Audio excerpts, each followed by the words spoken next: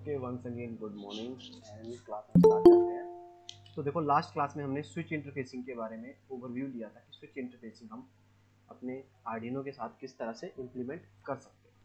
तो देखो, जब भी एक कोई भी डिवाइस बनता है तो आपने उसमें देखा होगा कि नंबर ऑफ उसमें इनपुट और आउटपुट डिवाइसेस हैं। तो मैं फर्स्ट क्लास से आपको हमेशा यही बताता हूँ कि हम जो भी काम करेंगे ब्लॉक डायग्राम से स्टार्ट करेंगे।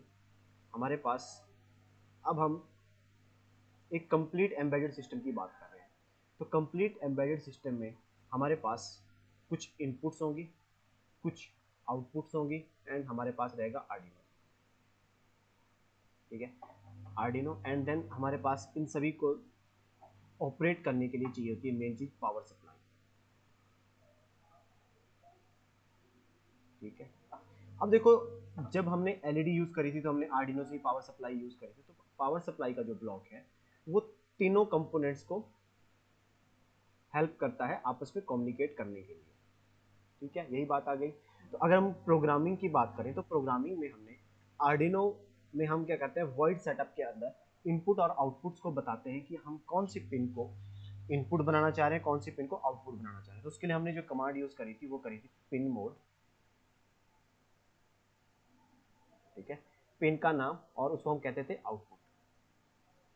ठीक है, यही चीज अगर हम किसी डिजिटल डिवाइस को इंटरफेस कर रहे हैं आर्डिनो के साथ, डिजिटल इनपुट डिवाइस को, तब हम उसको कहते हैं पिन मोड, पिन का नाम एंड इनपुट। ठीक है, और ये सेमी कॉलन मीन्स कि हम लाइन को यहाँ पर एंड कर रहे हैं। ये सिंटेक्स का पार्ट है, तो सिंटेक्स को हमें, रूल्स को हमें फॉलो करना पड़ता है। ठीक है, तो ये था ओवरव्यू कि हम इनपुट और आउटपुट को किस तरह से इंटरफेस कर सकते हैं। ठीक, देखो, जब आप प्रोग्रामिंग सीख जाते हैं ना, उसके बाद आप लोगों के ऊपर डिपेंड करता है कि आप किस तरह से डिवाइसेस को इमेजिन कर सकते हो। ठीक है, इमेजिन करने की बात क्या है कि जैसे अगर हम कॉफी मशीन की बात करें तो कॉफी मशीन में क्या होता है, यहाँ पर स्विचेस रहते हैं हमारे पास। ठीक है, सेलेक्ट करने के लिए आपको कॉफी चाहिए या उसमें से आपको ब्लैक कॉफी चाहिए, चॉकलेट वाली चाहिए, या फिर आप उसमें से चाहते हो कि उसमें से टी डिस्पेंस हो। असल में ये डिस्पेंसिंग मशीन होती है जिसके अंदर क्या होता है, यहाँ पर वाटर एंड कॉफी का अलग अलग टैंक्स रहते हैं। उन टैंक्स को इस तरह से मोटर के साथ कनेक्ट करा होता है।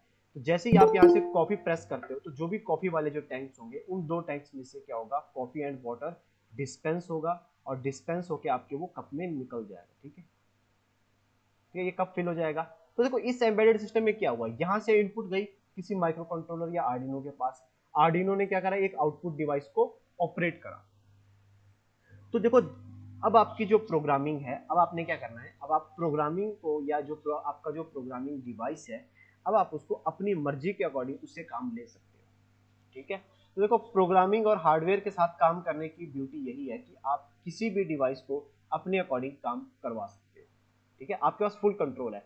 फुल कंट्रोल आपके पास तब है अगर आपको प्रोग्रामिंग आती है। ठीक है, तो अब से हम क्या कर रहे हैं, अब हम कुछ स्टेटमेंट्स को यूज करना स्टार्ट करेंगे जो कंडीशनल स्टेटमेंट्स हैं। देखो, कंडीशनल स्टेटमेंट्स हमारे पास क्या करती हैं, हेल्प करती हैं हमें कुछ डिसीजन लेने के लिए। ठीक है, डिसीजन किस तरह से, आपने देखा होगा कई कई बार हम फ्लो चार्ट की हेल्प लेते हैं कि मानो हमने कोई प्रोग्राम स्टार्ट करा। ठीक है, अगर आपने लेटेस्ट सी की बुक पढ़ी होगी तो उसमें जब भी हम, या कोई टीचर है, जब हम किसी स्टूडेंट को प्रोग्रामिंग सिखाना स्टार्ट करते हैं तो उसे कहते हैं कि एक बार फ्लो चार्ट बना के देखो। असल में फ्लो चार्ट का मतलब क्या है कि आपको लॉजिक बनाना है किसी चीज का।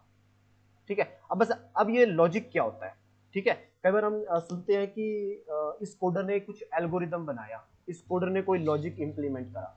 तो ये जो सारी चीजें रहती हैं, ये होती क्या है कि आप किसी टास्क को करने का एक तरीका डिजाइन कर रहे हो। जैसे कि मानो मुझे एक घर का जो बल्ब है उसको ऑन करना है।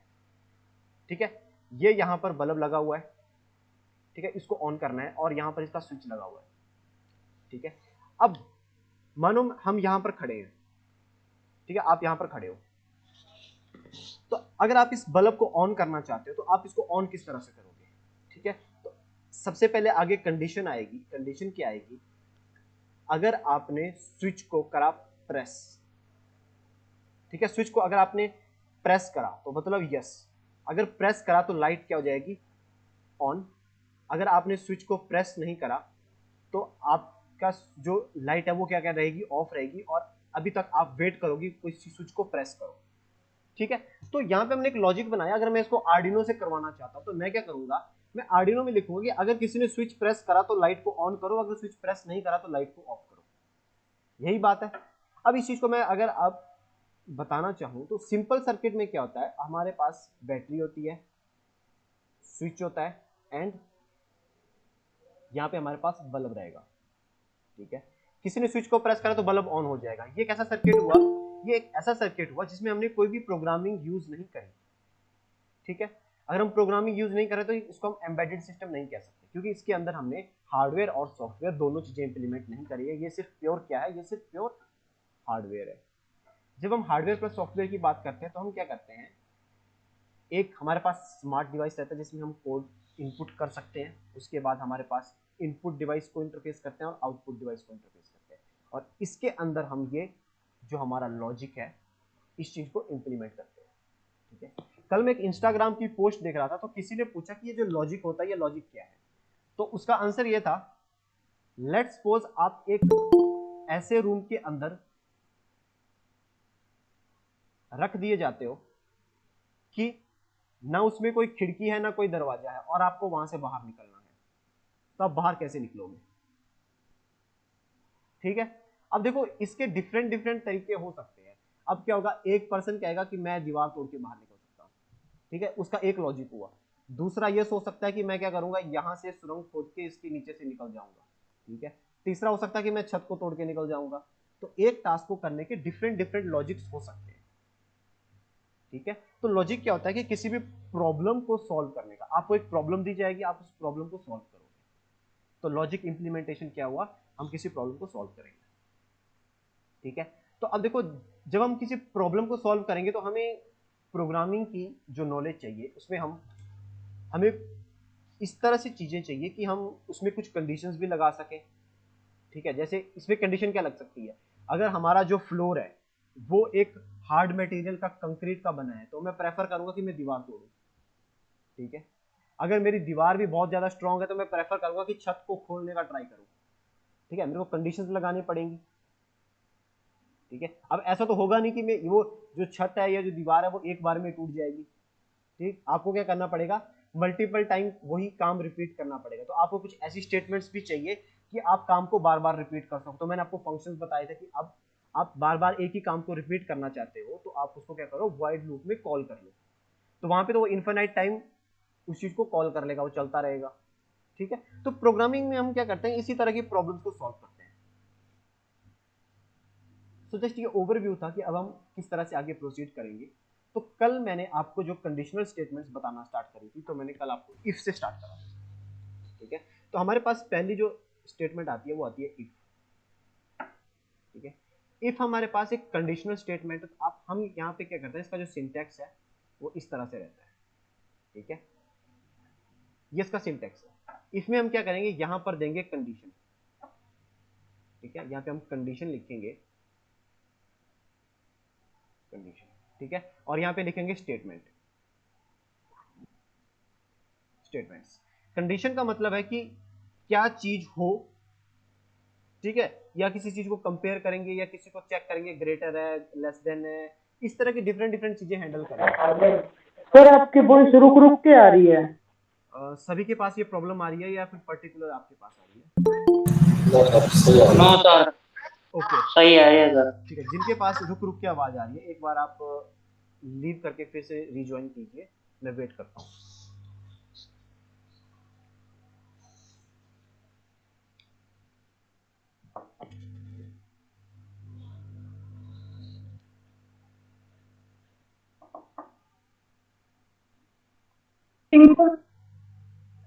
यस,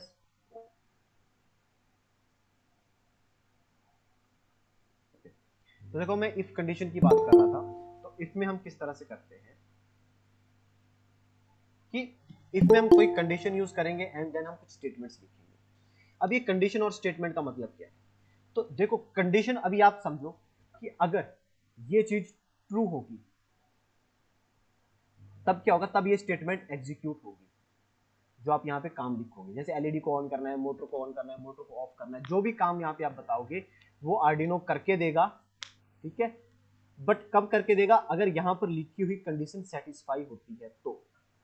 फॉर एग्जाम्पल अब मैं यहाँ पर एक कंडीशन लिखता हूँ, if 5 is greater than 4 then LED को क्या कर दो, ऑन कर दो, ठीक है। अभी मैंने LED is equal to on लिख दिया, असल में को क्या लिखना चाहिए था, digital write pin number 13 high, ठीक है। अभी मैं शॉर्टकट कर रहा हूं, मैं जस्ट आपको लॉजिक बताने का ट्राई कर रहा हूं। तो मुझे बताओ कि 5 इज ग्रेटर देन 4, क्या ये कंडीशन ठीक है?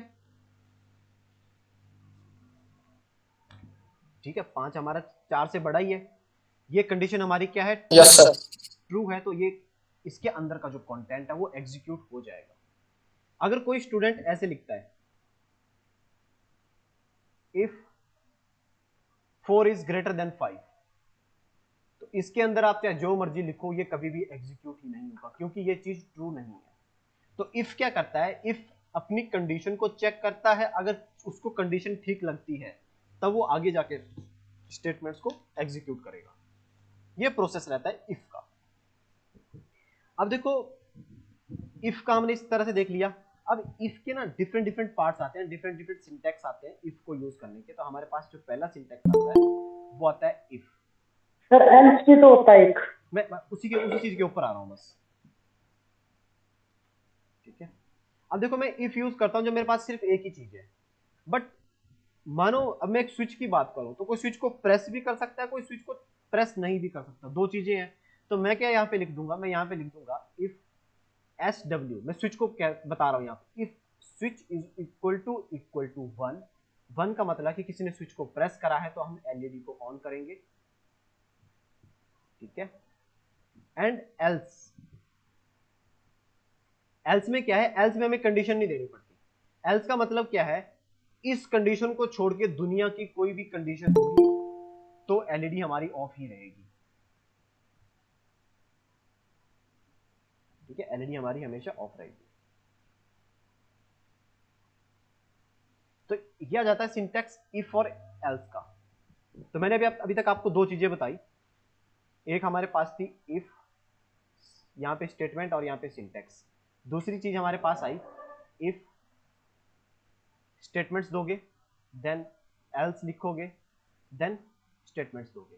अब ये तो बात आ गई कि अगर हमारे पास स्विच की बात है। अब मानो मैं बात करता हूं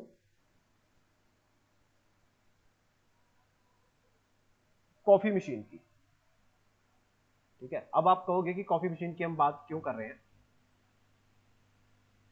देखो, मानो कॉफी मशीन में यहां पर 4 बटन हैं, ठीक है। इसको मैं कह देता हूं switch 1, switch 2, switch 3 and switch 4, ठीक है।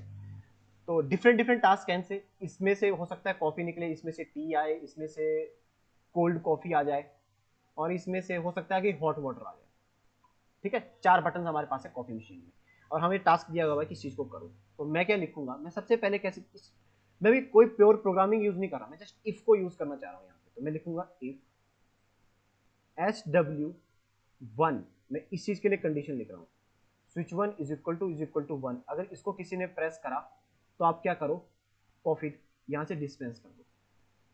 इसके बाद मैं लिखूंगा else if switch 2 is equal to 1। अब मैं स्विच 2 की बात कर रहा हूं, ठीक है।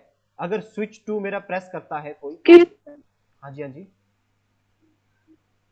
ये डबल इज इक्वल टू क्यों लगाए सर?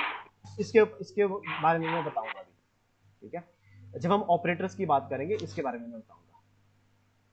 ये आपने अच्छा क्वेश्चन करा कि डबल इक्वल टू क्यों लगाया, ठीक है। अब मैं स्विच 2 की बात कर रहा हूँ, स्विच 2 में मैं क्या करूंगा, यहाँ पे टी डिस्पेंस करूंगा। तो देखो, इफ के साथ हम else if multiple time use कर सकते हैं, आप जितनी मर्जी बार इसको लिख दो एल्स इफ, ठीक है। नेक्स्ट कंडीशन में क्या रहेगा, मैं चाहता हूं कि स्विच 3 को मैं अगर प्रेस कर रहा हूं तो मेरे पास कोल्ड कॉफी आए, ठीक है। उसके बाद मैं लिखूंगा else if switch 4 is equal to 1, तो मैं क्या करूंगा, वहां से हॉट वाटर डिस्पेंस हो। मानो जब इनमें से कोई भी स्विच प्रेस ना हो, अभी मैंने ऐसी कोई कंडीशन नहीं बताई, तो मैं क्या करूंगा, सबसे लास्ट में लिख दूंगा अकेला एल्स।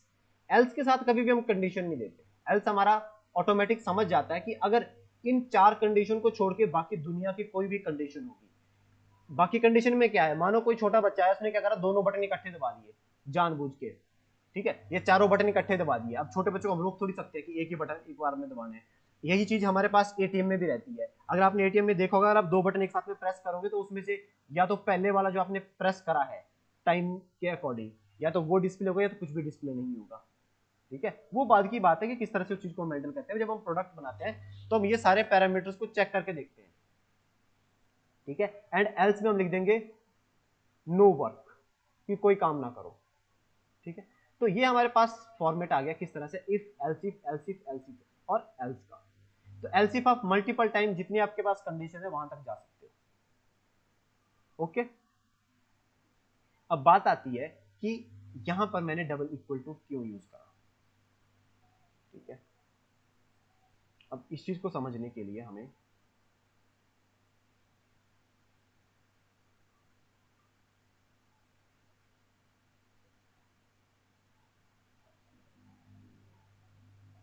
ओके, देखो जब हम प्रोग्रामिंग करते हैं तो हमारे पास, मैंने कल जो आपको बताए थे वो बताए थे अर्थमेटिक ऑपरेटर्स,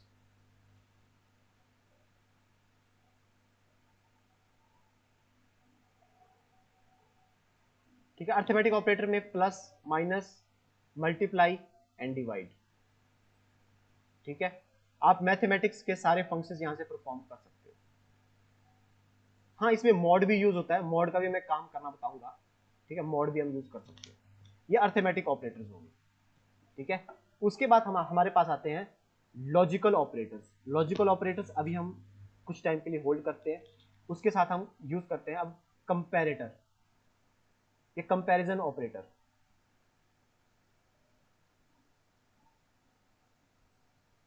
ठीक है। कंपैरिजन का मतलब क्या है, अगर मुझे दो चीजों में इक्वल पता करना है तो इक्वल पता करने के लिए आप हमेशा double equal to sign use करोगे, ठीक है। अगर आप चाहते हो नॉट इक्वल टू,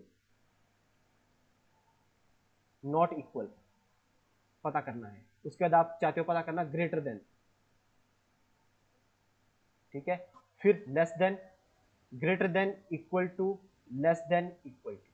तो देखो ग्रेटर देन के लिए इस तरह से यूज करेंगे, लेस देन के लिए वही साइन यूज करेंगे, ग्रेटर देन इक्वल टू के लिए ये, लेस देन इक्वल टू के लिए इस तरह से साइन यूज करेंगे, और नॉट इक्वल टू के लिए हम इस तरह से साइन ऑफ एक्सक्लेमेशन इस तरह से यूज कर सकते हैं। ये कहता है कि डिफरेंट डिफरेंट कंपाइलर्स इसको डिफरेंट डिफरेंट तरीके से लेते हैं। कई बार इसकी जगह आप ये साइन भी यूज करते हो नॉट के लिए, नॉट इक्वल टू के लिए, वो हम डिस्कस कर लेंगे हम आर्डिनो में कौन सा यूज करते हैं, क्योंकि अभी मैं डायरेक्टली रिमाइंड नहीं कर पा रहा हूँ, क्योंकि मैं पाइथन में भी कोड करता हूँ और एम्बेडेड सी में डिफरेंट डिफरेंट प्लेटफॉर्म पे करता हूँ। तो उसमें क्या होता है कि हमें एक बार कई बार रिवाइज करना पड़ जाता है कि कौन सा ऑपरेटर हम यहाँ पर यूज करेंगे कंपैरिजन के लिए। अर्थमेटिक ऑपरेटर्स हमारे मैथमेटिक्स को सॉल्व करते हैं, कंपैरिजन हमारी चीजों को कंपेयर करने के काम आते हैं।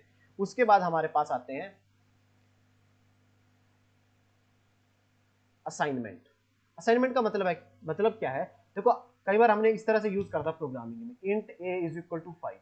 तो उस टाइम मैंने आपको बताया था कि अगर आप सिंगल इक्वल टू यूज कर रहे हो तो सिंगल इक्वल टू का मतलब क्या होता है कि आपके पास जो राइट हैंड साइड पे कोई भी चीज है उसको लेफ्ट हैंड साइड में जो भी चीज है उसको राइट हैंड साइड में असाइन कर दो। तो इसका मतलब क्या हुआ कि 5 की वैल्यू को अब ए को असाइन कर दो, ठीक है। डबल इक्वल टू का मतलब क्या हुआ कि दोनों में आप कंपैरिजन करो, ओके। तो प्रोग्रामिंग में इस चीज में और इस चीज में डिफरेंस करने के लिए इस तरह के साइंस बनाए गए हैं। अगर आप सिंगल इक्वल टू यूज कर रहे हो तो उसका मतलब क्या है, वो वैल्यू असाइन हो रही है, वहां पे कंपैरिजन नहीं हो रहा। असल में ये जो कंपैरिजन ऑपरेटर्स है हम ज्यादातर इफ स्टेटमेंट्स के साथ यूज करते हैं। इफ मैं चाहता हूं कि 5 इज इक्वल टू 5 है कि नहीं है, ग्रेटर देन है, लेस देन इक्वल टू है, ग्रेटर देन इक्वल टू है, डिफरेंट कंडीशंस को हम इस तरह से चेक करते हैं, ओके। जिनका डाउट था डाउट क्लियर हुआ।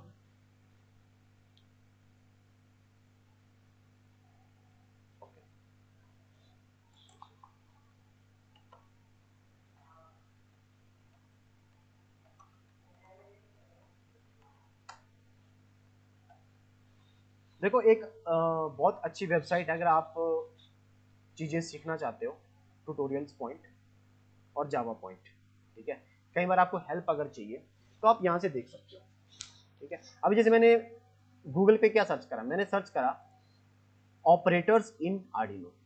आज मैंने आपको एक नया वर्ड बताया ऑपरेटर्स। अभी ऑपरेटर्स किस तरह से होते हैं, तो देखो अर्थमेटिक ऑपरेटर्स होते हैं, कंपैरिजन ऑपरेटर्स होते हैं, बुलियन ऑपरेटर्स होते हैं, बिटवाइज होते हैं, कंपाउंड ऑपरेटर्स होते हैं। अभी आप सिंपल दो चीजों पे ध्यान दो, अर्थमेटिक और कंपैरिजन ऑपरेटर। अगर हम अर्थमेटिक की बात करें तो सबसे पहले हमारे पास कौन सा आ रहा है, असाइनमेंट ऑपरेटर। तो असाइनमेंट ऑपरेटर को इन्होंने अर्थमेटिक में ही इंक्लूड कर लिया हुआ है, जिसमें वो क्या करेगा, b की वैल्यू को a में असाइन कर देगा। अगर आप यहां से इस चीज को पढ़ोगे, stores the value of the right of the equal sign in the variable of the left of the equal sign, b की वैल्यू को a में असाइन कर देगा। ठीक है। एडिशन क्या करता है, प्लस को परफॉर्म करेगा, माइनस हमारा क्या करेगा, दोनों चीजों को माइनस परफॉर्म करेगा। ठीक है। मल्टीप्लिकेशन मल्टीप्लाई करेगा, डिवीजन उसको डिवाइड करेगा। मॉड्यूलो क्या करता है, मॉड्यूलस से हमारे पास रिमाइंडर बताता है हमेशा। मॉड्यूलस के लिए हम परसेंट का साइन यूज करते हैं। जो लोग मॉड्यूलस के बारे में जानते हैं तो मैं बता देता हूं मॉड्यूलस असल में करता क्या है। अगर आप 5 को 2 से डिवाइड करोगे तो आंसर क्या आएगा, अगर हम सिंपल डिवाइड करें, देखो इसी तरह से आएगा। तो ये हमारे पास क्या आया, 1 क्या आया, रिमाइंडर आया। ठीक है। तो अगर मैं लिखता हूं 5% 2, इसका मतलब क्या हुआ, मेरे पास जो आंसर आएगा वो आएगा 1। ठीक है। परसेंट का मतलब क्या है, 1। तो वो क्या करेगा, रिमाइंडर आपको बताएगा, रिमाइंडर बताएगा किसी भी डिवाइड ऑपरेशन का। वो डिवाइड नहीं करेगा, डिवाइड के बाद जो रिमाइंडर बचता है वो बताएगा। अगर आप ये लिखते हो, मानो आपने ये लिखा 4 मॉड्यूलस 2, इसका आंसर क्या आएगा, इसका आंसर आएगा 0, क्योंकि अगर आप 4 को डिवाइड कर रहे हो तो 2 रेज टू पावर 2, 2 इंटू 2 कितना आ जाता है, 4 आ जाता है। यहाँ पर रिमाइंडर क्या बचेगा, 0, तो यहाँ पर आंसर आएगा 0। मॉड्यूलस हम रिमाइंडर फाइंड आउट करने के लिए यूज करते हैं। ठीक है। तो उसके बाद कंपैरिजन ऑपरेटर मैंने आपको बताए, डबल इक्वल टू का साइन यूज होता है। किस चीज के लिए डबल इक्वल टू का साइन होता है, दोनों चीजों को कंपेयर करने के लिए, क्या हमारी राइट हैंड साइड और लेफ्ट हैंड साइड इक्वल है। देन नॉट इक्वल टू का साइन मैंने आपको बताया था, हम इस तरह से sign of exclamation and equal to को यूज करेंगे तो आ जाएगा नॉट इक्वल टू, फिर less than, greater than, less than equal to और ग्रेटर देन इक्वल टू। ठीक है। बहुत आसान है, कोई बहुत ज्यादा डिफिकल्ट नहीं है। उसके बाद बुलियन ऑपरेटर्स, अगर आपने गेट पढ़े हैं, एंड गेट अगर आपको परफॉर्म करना है तो आप इस तरह से कर सकते हो, और इस तरह से कर सकते हो, नॉट इस तरह से कर सकते हो। मैं इनको भी बताऊंगा जब हम दो स्विचेस यूज करेंगे। हम क्या करेंगे, रोबोट बनाएंगे। रोबोट में क्या करेंगे कि मैंने अगर ये वाला बटन प्रेस करा तो मेरी मोटर राइट भी चलनी चाहिए, लेफ्ट भी चलनी चाहिए। कई बार हम दो बटन का कॉम्बिनेशन भी ट्राई करेंगे। ठीक है, वो हम आएंगे धीरे धीरे, उस चीज को भी करेंगे। सो कल हमने ये सर्किट बनाया था। तो मुझे लगा कि आज की क्लास में अभी तक कोई डाउट है किसी को, जो चीजें मैंने करवाई? ओके, ठीक है।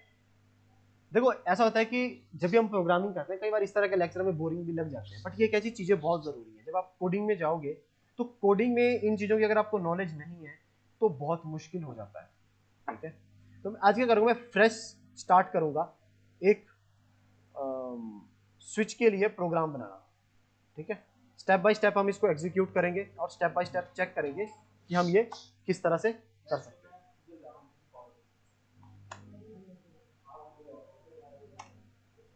ठीक है। तो सबसे पहले मैंने आपको कल बताया था कि हमारे पास स्विच के हार्डवेयर को अपने कंट्रोलर के साथ, आर्डिनो के साथ कंबाइन करने के लिए दो तरीके रहते हैं। या तो आप पुल डाउन कॉन्फ़िगरेशन यूज करोगे या पुल अप कॉन्फ़िगरेशन यूज करोगे रेजिस्टेंस की।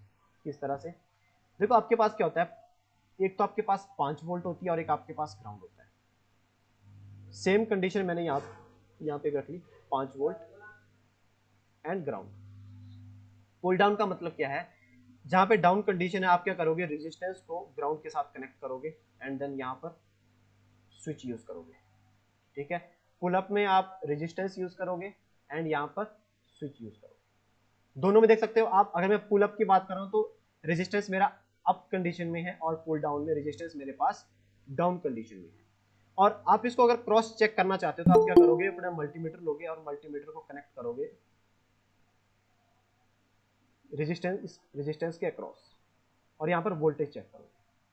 इस केस में आप मल्टीमीटर का वोल्ट मीटर को सेट करके आप यहाँ पर टेस्ट करोगे। ये टेस्टिंग मैं इसलिए करवा रहा हूँ क्योंकि हम डिजिटल डिवाइसेस में डील कर रहे हैं और हमारे आर्डिनो को दो चीजें समझ आती हैं, या तो 0 या तो 1। ठीक है, जब हम किसी एलईडी को ऑन ऑफ कर रहे थे तो हाई, मैंने बताया था कि हाई का मतलब होता है 1, लो का मतलब होता है 0, तब भी हम 0 1 में ही डील कर रहे थे। तो डिजिटल आउटपुट में जब हमने 0 1 में डील करी थी तो डिजिटल इनपुट में भी हम 0 1 में ही डील करेंगे। तो वहां पर तो हम डिजिटल आउटपुट जनरेट कर रहे थे आर्डिनो के साथ में। तो अभी हम क्या करेंगे, डिजिटली हम पहले खुद से हार्डवेयर में ये चीजें जनरेट करेंगे 1 और 0, और फिर ये आर्डिनो को कहेंगे कि इसको रीड कर। ठीक है, तो असल में हमारे जो जितने भी डिजिटल सेंसर है वो क्या करते हैं, या तो 0 वोल्ट बनाते हैं या तो 5 वोल्ट बनाते हैं। तो 5 वोल्ट और 0 वोल्ट बनाने का तरीका क्या है, तरीका हमारे पास ये रहता है हार्डवेयर में।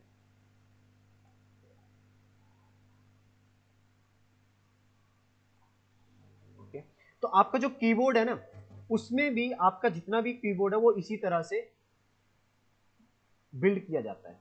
अब आपको मैं एक कीबोर्ड दिखा देता हूं, आपको थोड़ा सा आइडिया हो जाएगा। एक आपने कई बार कीबोर्ड देखा होगा 4x4 का, ठीक है, 4x4 का कीपैड। इस तरह का कीपैड आपने कई बार देखा होगा कि या किसी एप्लीकेशन में, किसी लैब में इस तरह का देखा होगा। ठीक है, अगर मैं इसके इंटरनल सर्किट की बात करूं,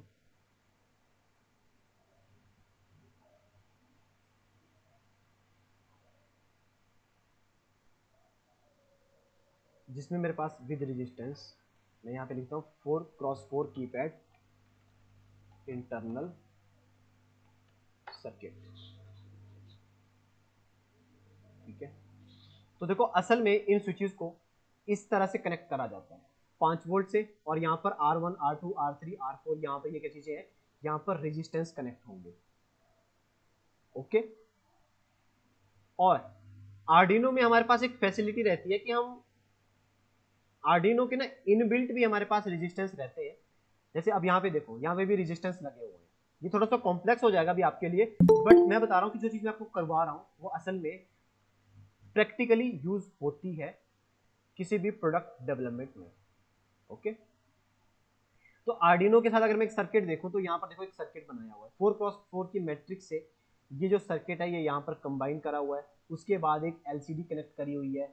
ठीक है, और आप ये अब इस एप्लीकेशन में क्या होगा, जैसे आप जो भी बटन प्रेस करोगे वो चीज आपको यहाँ पर डिस्प्ले होगी।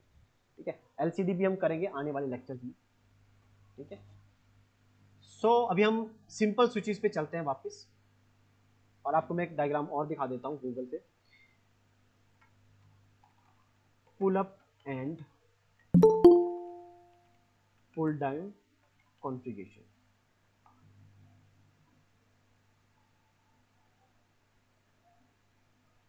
ठीक है, ये देखो, ये आपका पुल अप रजिस्टर आ गया और ये पुल डाउन रेजिस्टेंस आ गया।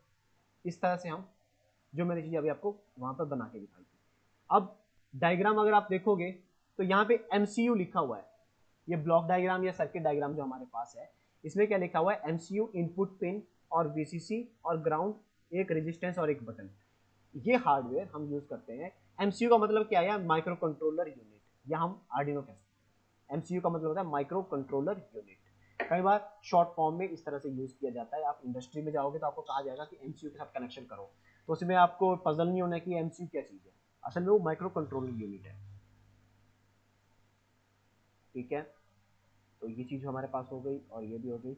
मैं आपको क्या करूँगा, इस वेबसाइट का आपको मैं लिंक ग्रुप में पोस्ट कर दूंगा, आप एक बार वेबसाइट पे जाना। जो चीज़ हमने करी हुई है उसमें आपको डाटा टाइप्स, वेरिएबल्स, कोई अगर आप खुद से रीड करना चाहते हो तो आप कर सकते हो। देन हमने ये चीज़ कर ली यहाँ पर। अब हम हार्डवेयर कनेक्शन। सर हाँ जी, हाँ जी। सर पीडब्ल्यूएम सिग्नल के लिए क्या करना पड़ेगा जैसे जो उनको रीड करना है या फिर एनालॉग के लिए? एनालॉग के लिए देखो, अभी हमने एनालॉग इनपुट डिवाइसेस इंटरफेस करना नहीं अभी स्टार्ट करा हुआ है, और ना ही हमने एनालॉग आउटपुट डिवाइसेस इंटरफेस करना स्टार्ट करा है। तो पीडब्ल्यूएम जो पिन हमारे पास होती है वो एनालॉग आउटपुट जनरेट करती है। ठीक है, एनालॉग आउटपुट। ठीक है, और आर्डिनो में क्या होता है कि अगर आपको आर्डिनो में एनालॉग यूज करना है तो आप analogue input sensor, analogue sensor आप यहाँ पर इंटरफेस करोगे। अगर आपको एनालॉग सिग्नल जनरेट करना है तो ये जो जितनी भी पिन आपको ये वेव्स के साथ दिख रही है, इससे हम आउटपुट जनरेट करते हैं आर्डिनो के, अगर हमने किसी तरह की आउटपुट जनरेट करनी है पीडब्ल्यूएम के साथ। तो पल्स विड्थ मॉड्यूलेशन होता है, उसके बारे में मैं बता सकता हूँ, बट अभी लेक्चर ऐसा होगा कि स्टूडेंट्स को वो चीज़ समझ में नहीं आएगी। हो सकता है आपने आर्डिनो में पहले काम करा हो। ओके, जब लेक्चर आएगा उसमें मैं अच्छे से एक्सप्लेन करूँगा। अगर आप अभी चाहते हो तो मैं आपको क्लास के बाद आपको मैं गाइड कर दूंगा। अगर आप किसी प्रोजेक्ट पे काम कर रहे हो तो क्लास के बाद हम इस पे डिस्कशन कर लेंगे। ओके, देन अब हम बात कर रहे थे इसको हार्डवेयर के साथ कनेक्ट करने के लिए। तो मैं यहाँ से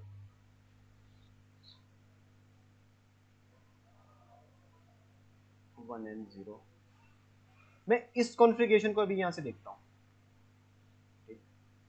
अगर आप यहाँ से देख रहे हो, मानो ये स्विच ऑफ कंडीशन में है, तब क्या होगा? यहाँ से तो कोई करंट आ नहीं रहा, वोल्ट मीटर यहाँ से क्या रीडिंग ले रहा होगा? जीरो, और यही जीरो यहाँ पर भी पहुंच रहा होगा रेजिस्टेंस के बाद, बट यहाँ पे तो करंट है नहीं, तो कोई भी सर्किट में करंट नहीं, अगर करंट भी नहीं है तो वोल्टेज भी नहीं होगी, तो वोल्ट मीटर मुझे क्या दिखाएगा? 0 वोल्ट। ओके, जैसे ही हम स्विच को प्रेस कर देंगे इस तरह से, ठीक है, ये प्रेस हो गया बटन, तो यहाँ से 5 वोल्ट आएगी रेजिस्टेंस के इस एंड पे, और यहाँ से आएगी 0 वोल्ट, तो वोल्ट मीटर मेरा क्या दिखाएगा? 5 वोल्ट। ठीक है, स्विच अगर ऑफ है तो 0 वोल्ट, स्विच अगर ऑन है तो मेरे पास आ रही है 5 वोल्ट। तो यहां से मैंने सिग्नल 0 भी बना लिया और 1 भी बना लिया। ठीक है, तो अभी हम इस कॉन्फ़िगरेशन को यूज करते हैं अपने सर्किट के साथ। कोई ज्वाइन करना चाह रहा है? ठीक है, सर्किट में चलते हैं डायरेक्ट। तो देखो सर्किट में अगर आप कनेक्शंस देखोगे, यहां से मैंने 5 वोल्ट कनेक्ट करी हुई है अपने बटन के साथ, जो हमारा स्विच था, इसी तरह से जो हमारा पास स्विच था, और स्विच के बाद एक रेजिस्टेंस लगा के रेजिस्टेंस को ग्राउंड करा होगा। स्विच के बाद एक रेजिस्टेंस लगाया और रेजिस्टेंस को यहां से हमने कर दिया ग्राउंड, ये देखो ग्राउंड करा हुआ है। ठीक है, रेजिस्टेंस को। और अब देखो वोल्टेज कहां पे जनरेट हो रही थी? स्विच और रेजिस्टेंस के बीच में। ये बहुत क्रूशियल चीज है, इस चीज को आप अपने आर्डिनो की पिन के साथ कनेक्ट करोगे। ठीक है, तो यहीं से मैंने एक पिन को यूज करा हुआ है, पिन नंबर 5 को, और उसको एज अ इनपुट बना दिया हुआ है। ठीक है, और एलईडी का सर्किट तो आपको पता ही है, मैंने पिन नंबर 13 पे एक एलईडी कनेक्ट करी हुई है एनोड के साथ, और उसके ग्राउंड पार्ट को रेजिस्टेंस के थ्रू ग्राउंड कर दिया हुआ है। ठीक है, डिजिटल आउटपुट डिवाइसेस हमने पहले से करे हुए हैं। तो अब इसके लिए बात आती है कोड की। तो कोड में सबसे पहले हम क्या करेंगे? कुछ वेरिएबल्स डिफाइन करेंगे। तो देखो इससे पहले तो जब मैं आपको वेरिएबल बता रहा था, मैं क्या करता था? Int a is equal to, मानो मैं इसको इनिशियल वैल्यू 0 लेके चलता हूँ। ठीक है, इंट ए की वैल्यू 0 हो गई, बट मैं अब क्या करना चाहता हूँ? मैं अपनी 13 पिन को एलईडी नाम देना चाहता हूँ, तो मैं क्या करूंगा? Int LED is equal to pin number 13। ठीक है, एंड देन हम यहाँ पे लिख दूंगा int S W is equal to, switch की बात कर रहा हूँ, स्विच मैंने कहां पर कनेक्ट करा हुआ है? पिन नंबर 5 के ऊपर। ठीक है, मैंने 3 यहाँ पे नाम ले लिए, ए, एलईडी और स्विच। ए मेरा एक ऐसा वेरिएबल है जिसकी मैं वैल्यू हमेशा बदलूंगा बाद में। ठीक है, वैल्यू कैन बी चेंज। ठीक है, इसके वैल्यू में बाद में चेंज कर सकता हूँ। वॉइड सेटअप में हम क्या करेंगे? जो मैंने इनपुट डिवाइस कनेक्ट करा हुआ है उसको मैं इनपुट बताऊंगा कि मैंने इनपुट कनेक्ट करा हुआ है, और जो इसको आउटपुट करा है उसको आउटपुट बताऊंगा। तो मैं यहाँ पे लिखूंगा पिन मोड, पिन नंबर। अब मैं डायरेक्ट नाम यूज कर सकता हूँ, तो एलईडी मेरा आउटपुट डिवाइस है, एलईडी कॉमा आउटपुट। ठीक है, आउटपुट हो गया। देन हम लिखेंगे pin mode S W comma input. ठीक है, ये चीज हो गई। अब देखो मैं यहां पर अब लॉजिक बनाने जा रहा हूं। लॉजिक में सबसे पहले मुझे पता होना चाहिए कि मैं करना क्या चाहता हूं। मैं चाहता हूं कि जब मैं स्विच को प्रेस करूं तब ये एलईडी ऑन हो जाए। ठीक है, मैं यही चाह रहा था। तो मुझे सबसे पहले इस स्विच को रीड भी तो करना पड़ेगा, जैसे हम डिजिटल राइट करते थे, तो मुझे डिजिटल रीड करना पड़ेगा। तो डिजिटल रीड के लिए कमांड यूज होती है डिजिटल रीड, और पिन का नाम बताना है। बट जो डिजिटल रीड का जो स्टेटस है उसको कहीं पे स्टोर भी करना पड़ेगा, तो मैं क्या करूंगा, उस स्टेटस को मैं ए में स्टोर कर रहा हूं, तो मैं लिखूंगा ए इज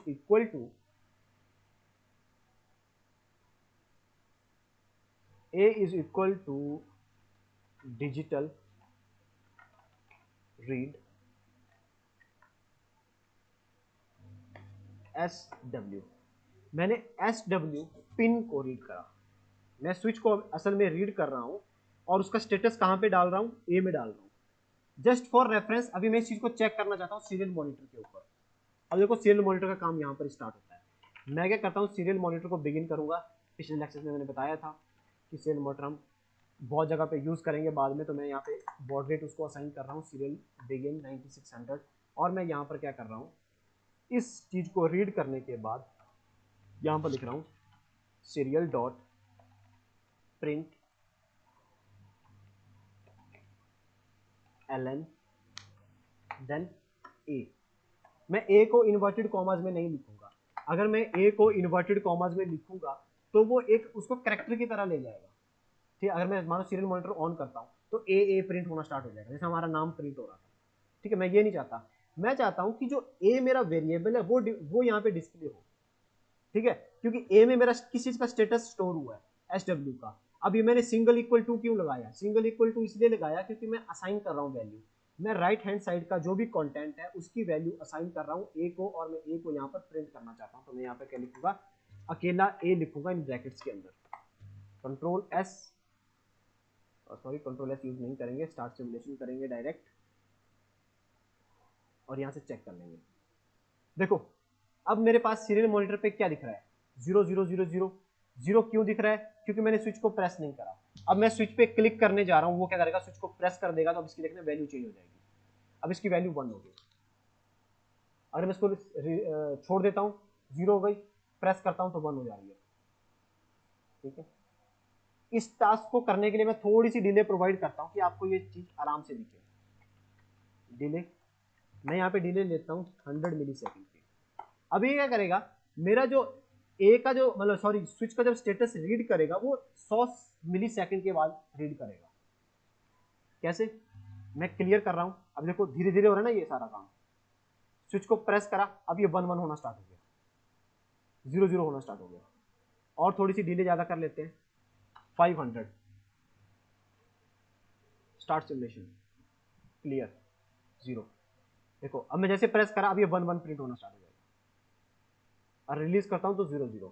तो यहां से मुझे ये पता लगा कि मेरा जो हार्डवेयर है वो सक्सेसफुली 0 और 1 बना रहा है। ठीक है, अगर इतनी टेस्टिंग कंप्लीट हो जाती है, अब आपका काम बहुत आसान हो गया। मैंने आपको क्या यूज करना बताया था, इफ स्टेटमेंट। अब मैं लिखता हूं if a is equal to 1। मैं 1 कब आ रहा था ए में, जब मैं स्विच को प्रेस कर रहा था। ठीक है, क्या चाहते हो, एलईडी को ऑन करना है, तो हम लिख देंगे digital right LED comma high. ठीक है, अभी मैं इसी चीज को करके देखता हूं, अभी इस प्रोग्राम से क्या होगा। मानो मैंने इतनी चीज करी, अब यहां से आपको पता लगेगा कि एल्स इतना जरूरी क्यों है। अभी देखो 0 है, एलईडी भी ऑफ है। मैं थोड़ा जूम करके दिखाता हूं। जैसे ही मैंने बटन को प्रेस करा, एलईडी ऑन हो गई। मैंने बटन को रिलीज करा, बट एलईडी हमेशा के लिए ऑन रह रही है। क्यों ऑन रह रही है, क्योंकि मैंने एल्स में ये बताया ही नहीं कि अगर ए का स्टेटस 0 है तो क्या करना है। एक बार जब मेरा प्रोग्राम इसके अंदर आ गया, उसने लाइट को ऑन तो कर दिया, बट मुझे एल्स में बताना पड़ेगा कि अगर मानो स्विच प्रेस नहीं करा तो एलईडी ऑफ भी करनी है। तो मैं क्या करूंगा, यहां पे मैं बता दूंगा एल्स। एल्स का मतलब क्या है, अगर ए की वैल्यू 0 नहीं है, ए की कोई भी रैंडम वैल्यू है, 0 है, 10 है, 15 है, 20 है, 25 है, वो अलग बात है कि इसकी वैल्यू 0 और 1 ही हो सकती है अभी हमारे करंट हार्डवेयर के अकॉर्डिंग। तो मैं यहां पे लिख दूंगा डिजिटल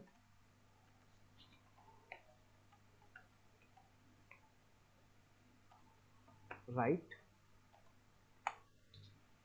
LED लो। अब चेक करते हैं प्रोग्राम।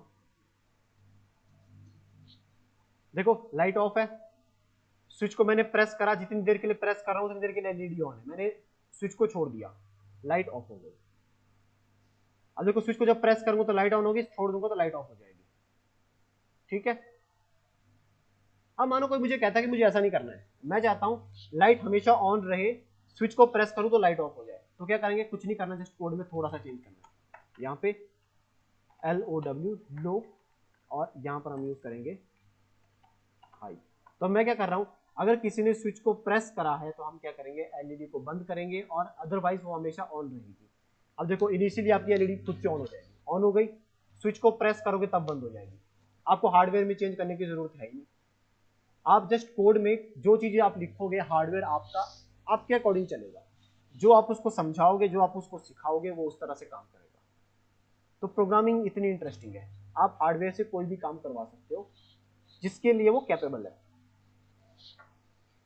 तो बताओ कि इसमें किसी को कोई डाउट?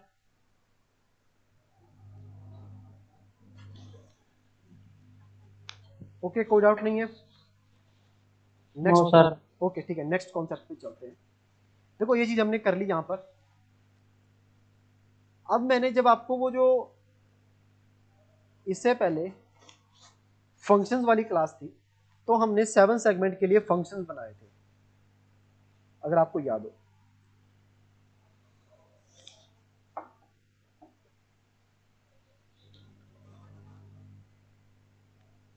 ठीक है, मैं उसी हार्डवेयर को यूज करूंगा, कोई एडिशनल कोई चीज में कर नहीं रहा। कोड में जाएंगे तो कोड में आप देख सकते हो, तो यहां पर हमने 0 1 0 1 इस तरह से प्रिंट करा था, और हमारे पास फंक्शंस कौन कौन से अवेलेबल हैं, 0 1 2 3। ठीक है, मेरे पास 3 फंक्शन अवेलेबल है, मैं यहां से इस चीज को डिलीट कर देता हूं।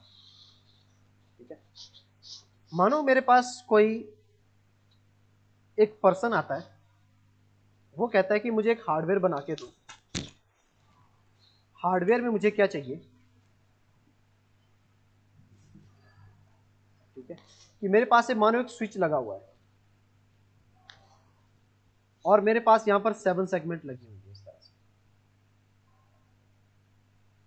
ठीक है, तो उसकी स्टेटमेंट के अकॉर्डिंग क्या था कि जब मैं स्विच को प्रेस करूं, देखो कभी भी आप किसी से रिक्वायरमेंट लोगे तो आप उससे कुछ कंडीशंस लोगे, तो कंडीशन के अकॉर्डिंग उस पर्सन ने आपको बताया कि अगर मानो ये सिस्टम जैसे ही ऑन होता है, पूरा सिस्टम जैसे ही ऑन होता है, तो यहां पर 0 डिस्प्ले होना चाहिए। पहली कंडीशन 0 वहां पर दिखना चाहिए। ठीक है, हम दिखा सकते हैं। वो कहता है कि अब अगर मानो किसी ने स्विच को प्रेस करा एक बार, अगर स्विच को किसी ने एक बार प्रेस करा तो यहां पर डिस्प्ले हो जाए 1। ठीक है, फिर से प्रेस करा तो 2 डिस्प्ले हो जाए, फिर से प्रेस करा तो 3 डिस्प्ले हो जाए, फिर से प्रेस करेगा तो 4 डिस्प्ले हो जाए।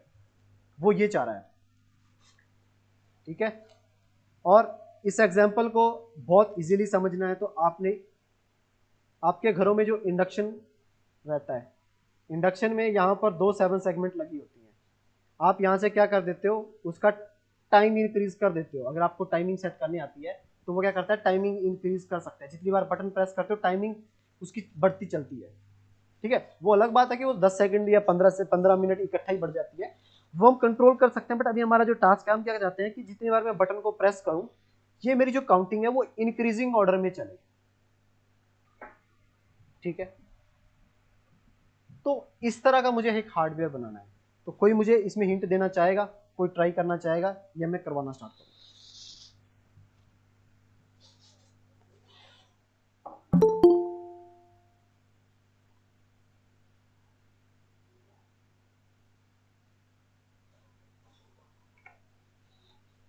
ठीक है, तो मैं स्टार्ट करता हूं। सबसे पहले हमारे पास एक आर्डिनो होगा,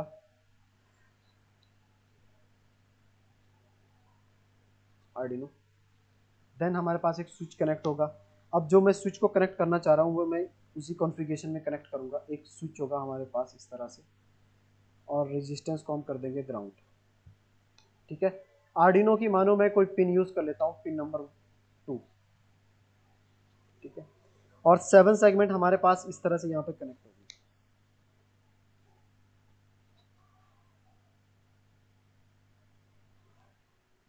ठीक है, तो ये हमारा टोटल हार्डवेयर है।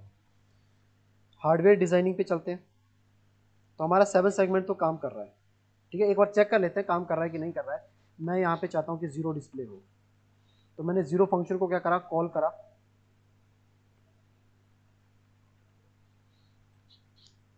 और स्टार्ट सिमुलेशन। ओके, 0 चल रहा है। ठीक है, एंड देन मुझे क्या करना है, यहाँ पर एक सर्किट इंप्लीमेंट करना है किस चीज़ के लिए। एक मेरे को बटन चाहिए होगा, तो मैं बटन का सर्किट यहाँ जैसे बना देता हूँ, और एक रेजिस्टेंस। रेजिस्टेंस को हम कनेक्ट करेंगे इस तरह से, और रेजिस्टेंस को हम कर देंगे बाद में ग्राउंड। स्विच को हम कनेक्ट करेंगे 5 वोल्ट से। सर्किट हमारा बनके तैयार हो गया, और पिन नंबर 2 से हम कनेक्ट करना चाह रहे हैं अपने स्विच की इनपुट को। चाहे मैं यहां से कनेक्ट कर लूं, चाहे यहां से कनेक्ट कर लूं, एक ही बात है। ठीक है, तो मेरा हार्डवेयर बन गया। कोड की बात करते हैं। देखो 7 सेगमेंट का कोड तो बना हुआ है। अब जस्ट मुझे इसमें क्या करना है, सिर्फ स्विच के लिए कोड तैयार करना है। तो मैं क्या करूंगा, सबसे पहले चेक कर लूंगा कि मुझे अगर कोई वेरिएबल चाहिए तो मैं वेरिएबल्स यूज कर लूंगा। तो मुझे एक तो वेरिएबल चाहिए स्विच के लिए, तो मैं करूंगा int SW is equal to pin number 2 पे कनेक्ट किया है मैंने। ठीक है, तो यहाँ पर मैं कमेंट में लिख दूंगा, क्योंकि अभी कोड थोड़ा सा ज़्यादा लंबा होने वाला है, तो मैं यहाँ पर क्या करूँगा, कमेंट्स ऐड कर दूंगा। तो pin number 2, pin 2 is used for SW input. ठीक है, मैंने कमेंट ऐड कर दिया। देन मैं एक नया वेरिएबल ले लेता हूँ जो मुझे स्विच का स्टेटस बताएगा। तो स्विच का स्टेटस मैं पता करने के लिए ये कर सकता हूँ, कोई वेरिएबल ले लेते हैं SW अंडरस्कोर स्टेटस, और इसकी इनिशियल वैल्यू 0 ले लेते हैं। इसकी वैल्यू बाद में बदलती रहेगी, क्योंकि इसमें हम क्या करेंगे, स्विच के स्टेटस को हमेशा रीड करके इसमें इनपुट करेंगे। ठीक है, एंड इसके आगे कमेंट लिख लेते हैं, variable is used for input status. Okay, void setup में हमने क्या करा हुआ है, 7 सेगमेंट के तो एलईडीज को आउटपुट बना दिया हुआ है। हमें क्या करना पड़ेगा, जो हमने स्विच यहाँ पर लगाया हुआ है उस स्विच को भी हमें इनपुट बनाना पड़ेगा। तो मैं यहाँ लिख दूंगा SW कॉमा इनपुट। ठीक है, मैंने इनपुट बना दिया। देन अब यहाँ पर हम लॉजिक बनाएंगे। देखो इस लॉजिक को ध्यान से देखना, किस तरह से इस चीज को करेंगे वो देख लेते हैं। ठीक है, तो सबसे पहले तो मुझे स्विच का स्टेटस रीड करना है। तो मैं क्या करता हूँ, इस सारे टास्क को डायरेक्ट 7 सेगमेंट पे लेके जाने से पहले मैं सीरियल मॉनिटर पे देखना चाहूंगा कि मेरा जो स्विच का स्टेटस है वो काम कर रहा है कि नहीं कर रहा है। तो मुझे क्या करना पड़ेगा, सबसे पहले वॉइड सेटअप में serial dot print, sorry serial dot begin, क्योंकि अभी मैं सीरियल मॉनिटर को यूज करना चाहता हूं, तो मुझे सीरियल मॉनिटर को बिगिन करना पड़ेगा, उसे बताना पड़ेगा मैं सीरियल मॉनिटर यूज करूंगा। And then SW underscore status, उस वेरिएबल में हम किसको यूज करेंगे, डिजिटल रीड SW। यही था, पिछली बार भी हमने यही करा था। स्विच के स्टेटस को हमने ए में स्टोर करा था, इस बार हम SW स्टेटस में स्टोर कर रहे हैं। तो यहाँ पर हम क्या करेंगे, उसको सीरियल डॉट प्रिंट की हेल्प से स्टेटस को प्रिंट कर देंगे सीरियली, और LN यूज करेंगे क्योंकि मुझे नेक्स्ट लाइन में कमेंट चाहिए। स्टार्ट सिमुलेशन करते हैं, सीरियल मॉनिटर को ओपन करते हैं। देखो 0 आ रहा है, स्विच को प्रेस कर रहा हूँ तो 1 आ रहा है, 0 हो रहा है, 1 हो रहा है। बट मुझे ये नहीं चाहिए, मुझे क्या चाहिए, मैं तो ये चाहता हूँ, क्योंकि देखो डिस्प्ले करना मेरे लिए कोई बड़ा टास्क नहीं है। डिस्प्ले के लिए मेरे पास फंक्शंस पड़े हैं। बट मेरे पास अभी चैलेंज क्या आ रहा है कि मैं स्विच को जब प्रेस कर रहा हूं तो मेरे पास होना क्या चाहिए, 0 1 2 3 4। मुझे ये पता करना है कि मैंने स्विच कितनी बार प्रेस करा, मुझे ये पता करना है। तो मैं क्या कर सकता हूं, यहां पे मुझे अब यूज करना पड़ेगा अर्थमेटिक ऑपरेटर। ठीक है, अब वो अर्थमेटिक ऑपरेटर किस तरह से यूज होगा, तो उसके लिए हमें एक चीज को काउंट करना पड़ेगा। असल में हम काउंटिंग कर रहे हैं ना कि कितनी बार हमने इस स्विच को प्रेस करा। तो मेरे पास मैं एक वेरिएबल लूंगा यहाँ पर। तो मैंने क्या करा, एक ग्लोबली एक वेरिएबल डिफाइन करा काउंट नाम से।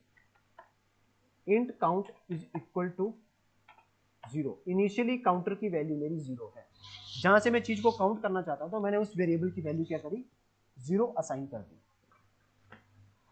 और जितनी बार भी स्विच प्रेस होगा इस काउंटर की वैल्यू, एक बार प्रेस करा तो काउंटर की वैल्यू 1 हो जाएगी, अगर फिर से प्रेस करेंगे तो काउंटर की वैल्यू 2 हो जाएगी।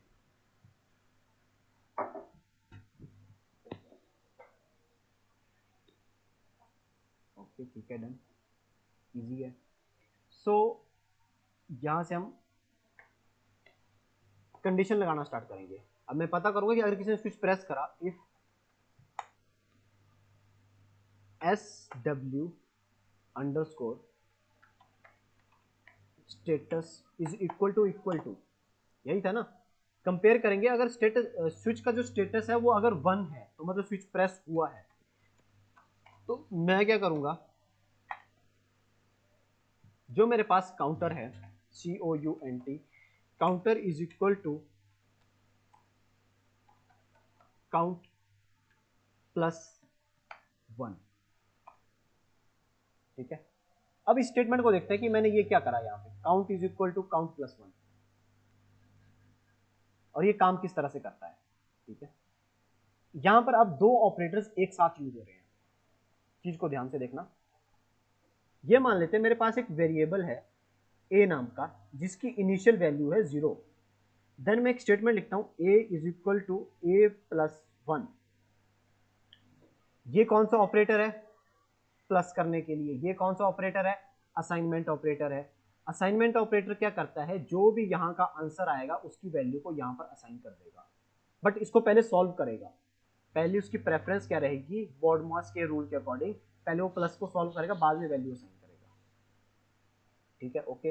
देन इनिशियल वैल्यू अगर इसकी 0 थी तो इसका स्टेटस क्या होगा, 0 इज इक्वल टू 0 प्लस 1। इसको सॉल्व करने के बाद आंसर आएगा 1। तो अब क्या हो जाएगा, यहाँ पे ये जो 1 है इसकी वैल्यू यहाँ पर आ जाएगी। तो लास्ट में जो आंसर जनरेट होगा उसमें क्या होगा, ए की वैल्यू क्या हो जाएगी, 1 हो जाएगी। ठीक है, ये पहली बार में होगा। जब मानो स्विच कोई बंदा फिर से प्रेस कर रहा है तो क्या होगा, ए इज इक्वल टू 1 है, तो A is equal to A plus 1 मैं फिर से लिखता हूं अगर, तो ए की अब वैल्यू क्या है, 1 है। और यहाँ पर क्या आएगा, ए की इनिशियल वैल्यू अब क्या है, 1 है, और ये 1 यहाँ से आ रहा है 1, तो 1 प्लस 1 क्या हो जाएगा, 2 हो जाएगा। अब इसका नया स्टेटस क्या हो जाएगा, ए इज इक्वल टू 2। तो जितनी बार भी कोई यूजर उस बटन को प्रेस करेगा यहाँ पर वैल्यू ऑटोमेटिकली इंक्रीमेंट होगी। असल में इसको इंक्रीमेंट की तरह हम यूज कर रहे हैं, A is equal to A plus 1 use कर रहे हैं। तो उसी तरह से हम, हमारे पास जो वेरिएबल वहां पर हम यूज कर रहे हैं वो है count is equal to count plus 1, वो सेम चीज है। ठीक है, इसी तरह से वो यूज हो रही है। तो ये लॉजिक है यहाँ पर इंक्रीज करने के लिए वैल्यू को।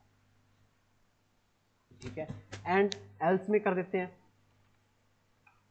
तो एल्स में अभी हम क्या करना चाहते हैं वो चेक कर लेते हैं।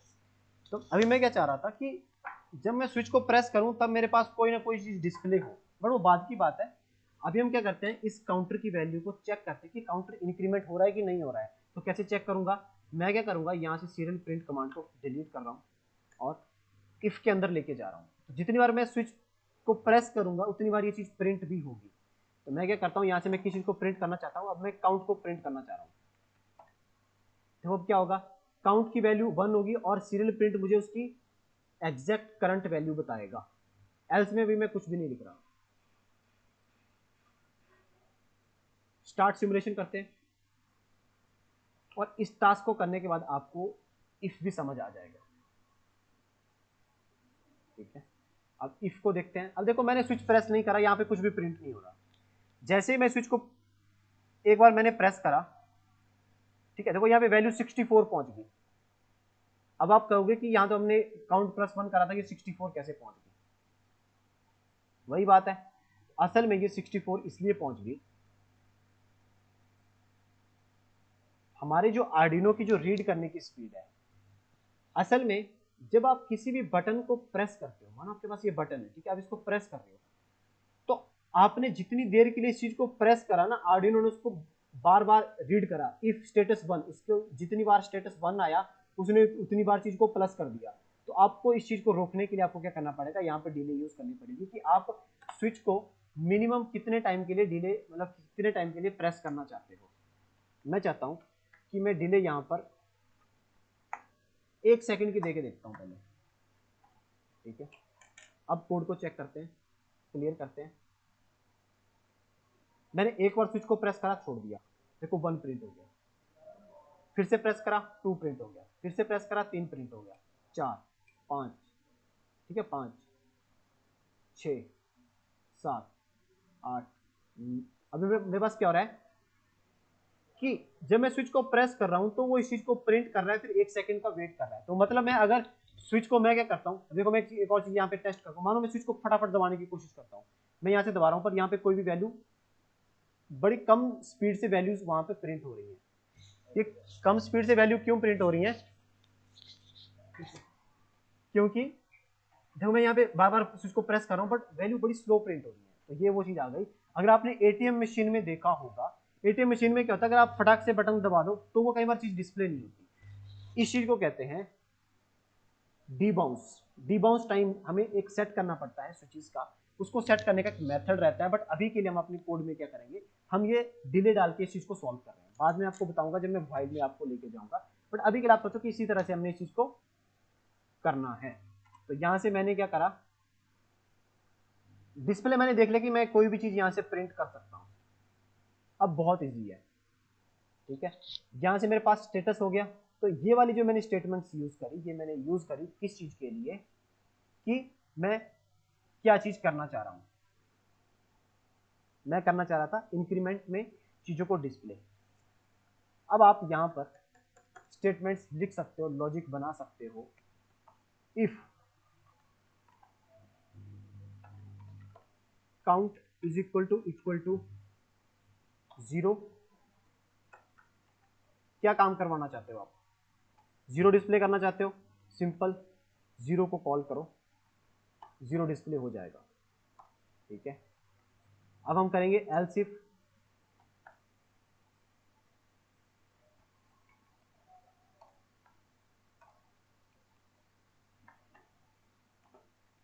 ठीक है। एल्स इफ का जो सिंटैक्स है, एल्स और इफ में आपको स्पेस देना पड़ेगा।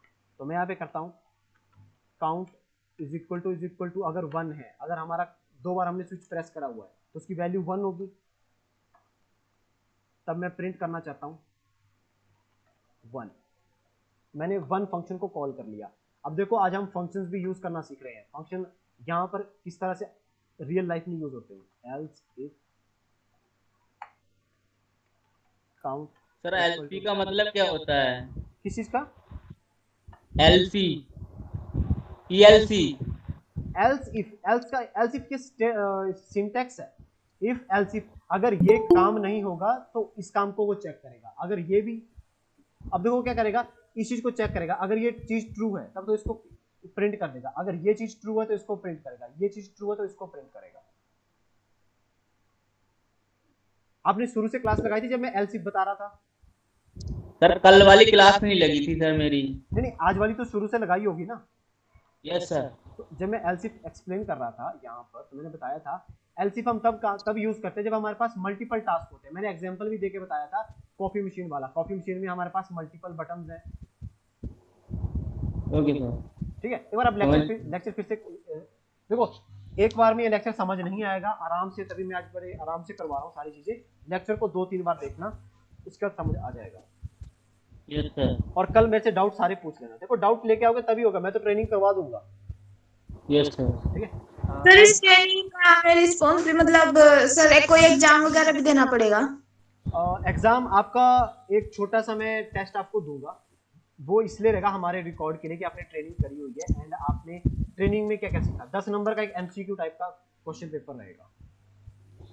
ओके ओके, और वो आपके सेल्फ असेसमेंट के लिए भी रहेगा। देखो आप कभी जॉब लेने के बाद में जाओगे तो आपका जब इंटरव्यू होगा तो आपसे पूछा जाएगा कि 7 सेगमेंट आपने किस तरह से इंटरफेस करी, तो आप उनको बता सकते हो कि सर हमने क्या करा कि 7 सेगमेंट पे जितनी भी चीजें डिस्प्ले करनी थी उनका हमने एक फंक्शन बना लिया, उसके बाद हमने एक स्विच कनेक्ट करा, स्विच में हमने क्या करा उन फंक्शंस को कॉल करा अपनी कंडीशन के अकॉर्डिंग कि स्विच कितनी बार हमने प्रेस करा।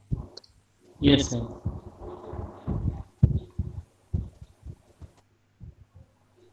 TWO एंड अब मैं चाहता हूँ यहाँ पर लिख दूँ if count equal to 3,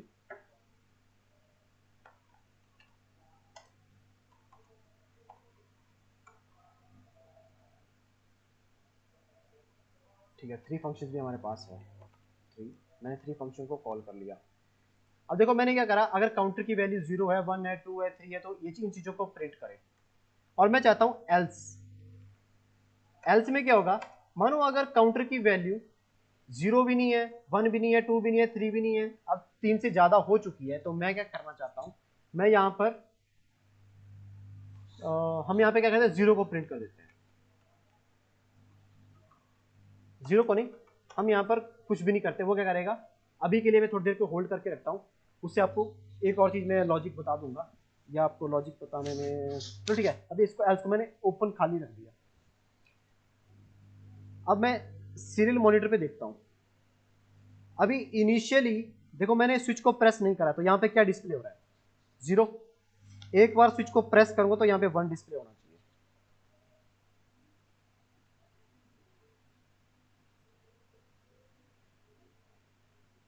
ठीक है 1 आ गया, फिर से प्रेस करूंगा तो यहाँ पे 2 आ जाएगा, फिर से प्रेस करूंगा, ठीक है 3 प्रिंट हो गया,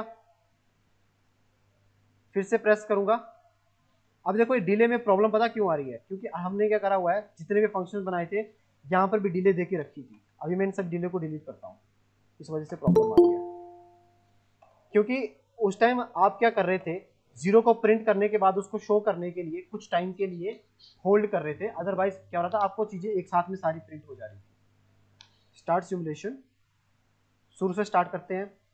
क्लियर करा, 0 प्रिंट हो रहा है, देखो एक बार मैं प्रेस कर रहा हूँ यहाँ पे 1 डिस्प्ले हो जाएगा, दूसरी बार मैंने प्रेस करा 2 डिस्प्ले हो जाएगा, तीसरी बार प्रेस करा 3 डिस्प्ले हो गया, एक बार फिर से प्रेस करा। अब देखो मैं जितनी बार भी स्विच को प्रेस करूंगा कुछ भी नहीं होगा, क्योंकि मैंने एल्स में कुछ भी नहीं लिखा हुआ है। ठीक है एल्स में चेक करते हैं, एल्स में हमने कुछ भी नहीं लिखा हुआ है। तो मैं एल्स में ना एक काम करता हूं, मैं एल्स में क्या करता हूं, अपने काउंटर को COUNT को जो हमने काउंट लिया था उसकी वैल्यू को मैं 0 कर देता हूं। मैंने कौन सा ऑपरेटर यूज करा यहाँ पे, असाइनमेंट ऑपरेटर यूज करा। असाइनमेंट ऑपरेटर यूज करने के बाद मुझे यहां से पता लगा, अब क्या करो, अगर काउंटर की वैल्यू 3 से ऊपर हो जाती है तो आप क्या करोगे, 0 को असाइन कर दोगे काउंट में, तो काउंट की वैल्यू ऑटोमेटिकली क्या हो जाएगी, फिर से 0 हो जाएगी। करके देखते हैं।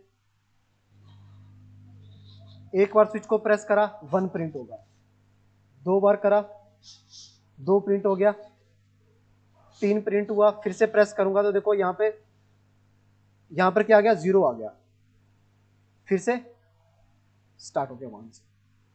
ठीक है समझ आया।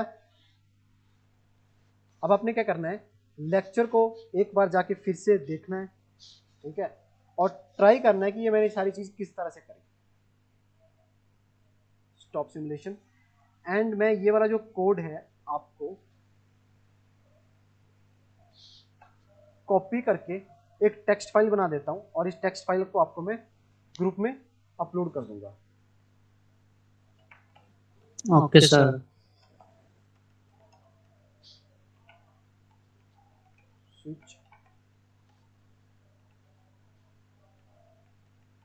Switch interface, pest control S, ठीक है। सो ठीक है, हम क्लास ओवर करते हैं। किसी को कोई डाउट तो डाउट पूछ लो, अदरवाइज अगर आप चाहते हो कि आप एक बार लेक्चर देखने के बाद खुद ट्राई करने के बाद डाउट पूछ सकते हो, डाउट ऐसे पूछ सकते